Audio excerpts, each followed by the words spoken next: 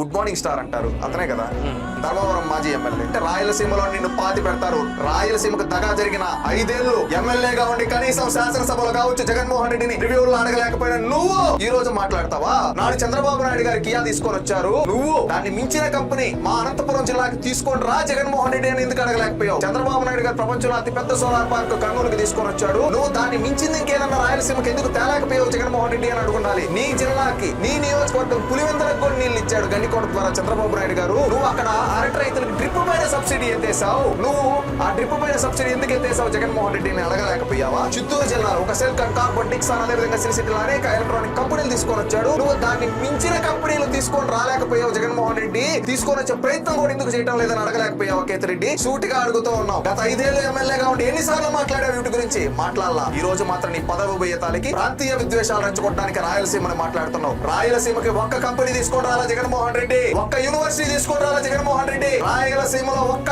చంద్రబాబు నాయుడు గారు కేటాయించిన దాంట్లో కనీసం 10% నిధులు కేటాయించిన జగన్మోహన్ రెడ్డి. మీరా మాట్లాడేది?